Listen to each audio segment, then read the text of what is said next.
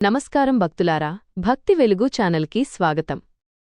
ఈరోజు మన ఛానల్లో ఒక అత్యంత పవిత్రమైన ఘట్టాన్ని ప్రారంభించబోతున్నాం. అష్టాదశ పురాణాలలో దేవీ భాగవత పురాణం ఎంతో విశిష్టమైనది. అమ్మవారి మహిమలను, శక్తి స్వరూపాన్ని వివరించే ఈ పురాణాన్ని విన్నా, చదివినా సకల పాపాలు తొలగిపోతాయని శాస్త్రాలు చెబుతున్నాయి. ఈరోజు మొదటి భాగంలో అసలు ఈ సృష్టి ఎలా మొదలైంది, బ్రహ్మ, విష్ణు, మహేశ్వరులు ఎలా ఉద్భవించారు అనే రహస్యాలను తెలుసుకుందాం. ఈ వీడియోను చివరి వరకు చూడండి, ఎందుకంటే చివర్లో మీకోసం ఒక అద్భుతమైన సందేశం ఉంది. సృష్టికి పూర్వం శూన్యం. భక్తులారా, ఒక్కసారి ఊహించుకోండి. ఇప్పుడు మనం చూస్తున్న ఈ అందమైన ఆకాశం, నదులు, కొండలు, మనుషులు ఏవీ లేని కాలం అది.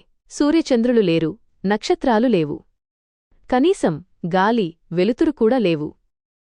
అంతటా అంతులేని చీకటి, భయంకరమైన నిశ్శబ్దం మాత్రమే ఉండేవి. దానినే మనం మహాప్రళయం అంటాం. అప్పుడు కేవలం ఒకే ఒక పరమతత్వం వెలుగుతూ ఉండేది.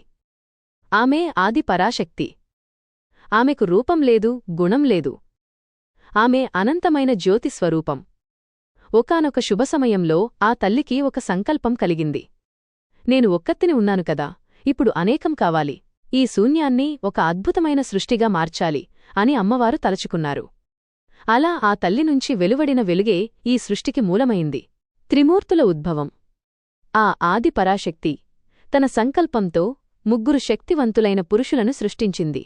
వారే మన సృష్టికర్త బ్రహ్మదేవుడు, స్థితికారుడు మహావిష్ణువు మరియు లయకారుడు పరమశివుడు. వారు పుట్టిన కొత్తలో చుట్టూ చూశారు. అంతా నీరు, చీకటి మాత్రమే ఉన్నాయి. మేమెవరం? మాకు జన్మనిచ్చిన తల్లి ఎవరు? మా కర్తవ్యం ఏమిటి అని వారు తపనపడ్డారు. అప్పుడు ఆకాశం నుండి ఒక దివ్యవాణి వినిపించింది. నాయనలారా, భయపడకండి. మీకోసం ఒక విమానం వస్తుంది. అది మిమ్మల్ని మీ తల్లి దగ్గరికి చేరుస్తుంది.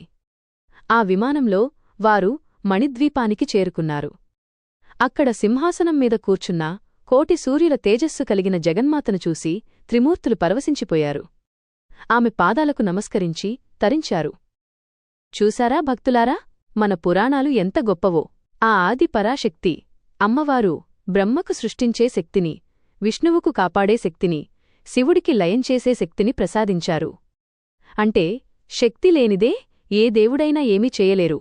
మన జీవితంలో కూడా మనం ఏదైనా సాధించాలంటే మనకు కావాల్సింది ఆ తల్లి అనుగ్రహం మరియు మనలో ఉండే ఆత్మశక్తి. అందుకే మనం చేసే ప్రతి పనిని ఆ తల్లికి అర్పించి చేద్దాం. ఈ పవిత్రమైన సృష్టికథ మీకు నచ్చినట్లయితే కామెంట్ బాక్స్లో జై మా పరాశక్తి అని టైప్ చేయండి. మీ మిత్రులకు, బంధువులకు ఈ వీడియోను షేర్ చేసి వారికి కూడా ఈ పుణ్యాన్ని అందించండి. భక్తులారా, అమ్మవారి ఆజ్ఞ మేరకు ఒక దివ్య విమానం త్రిమూర్తుల వద్దకు వచ్చింది. బ్రహ్మ, విష్ణు, మహేశ్వరులు ఆ విమానంలో కూర్చుని అంతరిక్షంలో ప్రయాణిస్తున్నారు. వారు వెళుతుంటే దారిలో ఎన్నో ఆశ్చర్యకరమైన విషయాలు కనిపించాయి. ఒకచోట మరో బ్రహ్మ సృష్టి చేస్తున్నట్టు, ఇంకోచోట మరో విష్ణువు లోకాలను కాపాడుతున్నట్టు వారికి కనిపించింది. ఇదంతా చూసి వారు విస్తుపోయారు. అప్పుడు వారికి అర్థమైంది, తాము చూస్తున్నది కేవలం ఒక సృష్టి మాత్రమే కాదు, అమ్మవారి సంకల్పంతో ఇలాంటి అనంతకోటి బ్రహ్మాండాలు ఉన్నాయని వారు గ్రహించారు. మణిద్వీప దర్శనం. చివరికి ఆ విమానం సప్త సముద్రాలను దాటి అత్యంత సుందరమైన మణిద్వీపం చేరుకుంది. ఆ ద్వీపం కోటి సూర్యుల కాంతితో వెలిగిపోతోంది. అక్కడ ఉన్న ప్రతి చెట్టు, ప్రతి పువ్వు ఒక దివ్యమైన సువాసనను వెదజల్లుతున్నాయి. ఆ ద్వీపం మధ్యలో చింతామణి గృహం ఉంది. త్రిమూర్తులు ఆ భవనం లోపలికి వెళ్లగానే అక్కడ ఒక అద్భుతమైన సింహాసనం కనిపించింది. ఆ సింహాసనంపై కోటి మెరుపుల కాంతితో, అభయహస్తంతో జగన్మాత కొలువై ఉన్నారు. స్త్రీ రూపంలో త్రిమూర్తులు. అమ్మవారిని చూడగానే త్రిమూర్తులకు ఒక వింత అనుభవం ఎదురైంది. అమ్మవారి తేజస్సు ముందు వారు నిలబడలేకపోయారు. ఆ సమయంలో త్రిమూర్తులు ముగ్గురూ స్త్రీరూపాలుగా మారిపోయారు.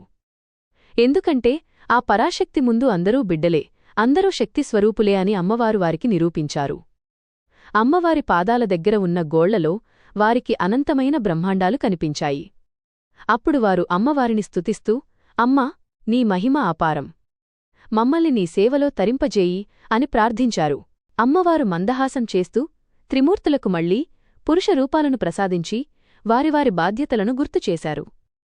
బ్రహ్మకు సరస్వతిని, విష్ణువుకు లక్ష్మిని, శివుడికి పార్వతిని తోడుగా ఇచ్చి సృష్టికార్యాన్ని నిర్వర్తించమని ఆశీర్వదించారు. చూశారా భక్తులారా, మనం ఎంతటివారమైనా ఆ తల్లి ముందు చిన్నపిల్లలమే.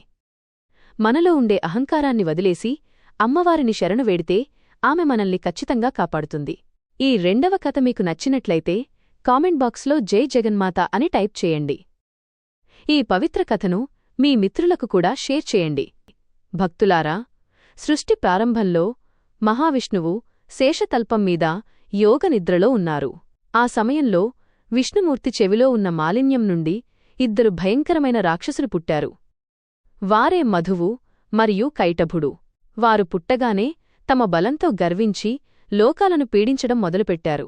సృష్టికర్త అయిన బ్రహ్మదేవుడిని చూసి, నువ్వు ఎవరువు? మామీద అధికారం చెలాయించడానికి నీకు ఎంత ధైర్యం? అని గర్జించారు. బ్రహ్మదేవుడి ప్రార్థన. రాక్షసుల గర్జనలకు భయపడిన బ్రహ్మదేవుడు విష్ణుమూర్తిని మేల్కొల్పడానికి ప్రయత్నించారు. కాని విష్ణుమూర్తి యోగమాయ ప్రభావంతో గాఢనిద్రలో ఉన్నారు. అప్పుడు బ్రహ్మదేవుడు ఆ యోగమాయను అంటే సాక్షాత్తు ఆదిపరాశక్తిని స్తుతించడం మొదలుపెట్టారు. అమ్మా, నువ్వు సకల లోకాలకు తల్లివి. ఈ విష్ణుమూర్తిని నిద్ర నుండి మేల్కొలిపి మమ్మల్ని ఈ రాక్షసుల నుండి కాపాడు అని వేడుకున్నారు. బ్రహ్మదేవుడి భక్తికి మెచ్చిన అమ్మవారు విష్ణుమూర్తి కళ్లలో ఉన్న నిద్రరూపం నుండి బయటకు వచ్చారు. రాక్షసులతో యుద్ధం మరియు అమ్మవారి మాయా. విష్ణుమూర్తి నిద్ర నుండి మేల్కొని మధు కైటబులతో భయంకరమైన యుద్ధం మొదలుపెట్టారు. ఆ యుద్ధం 5000 ఏళ్లపాటు సాగింది. కాని ఆ రాక్షసులు అమ్మవారి వరం వల్ల చాలా బలవంతులుగా ఉండటంతో విష్ణుమూర్తి వారిని జయించలేకపోయారు. అప్పుడు అమ్మవారు తన మాయతో ఆ రాక్షసుల మనసులను మార్చివేశారు. వారు విష్ణుమూర్తిని చూసి గర్వంతో, విష్ణువు, నీ యుద్ధానికి మేము మెచ్చాము, నీకు ఏం కావాలో వరం కోరుకో అని అహంకారంతో అడిగారు. ముగింపు మరియు సందేశం. సమయం చూసి విష్ణుమూర్తి, మీరు నా చేతిలో చావాలి, ఇదే నా వరం అని కోరారు. రాక్షసులు తమ మాట నిలబెట్టుకోవడానికి, సరే, ఎక్కడైతే నీరు లేకుండా ఆకాశం కనిపిస్తుందో అక్కడ మమ్మల్ని చంపు అని అడిగారు. అప్పుడు విష్ణుమూర్తి తన తొడలమీద వారిని ఉంచి తన సుదర్శన చక్రంతో వారిని అంతం చేశారు. చూసారా భక్తులారా, సాక్షాత్తు విష్ణుమూర్తికి కూడా ఆ పరాశక్తి సహాయం ఉంటేనే విజయం లభించింది.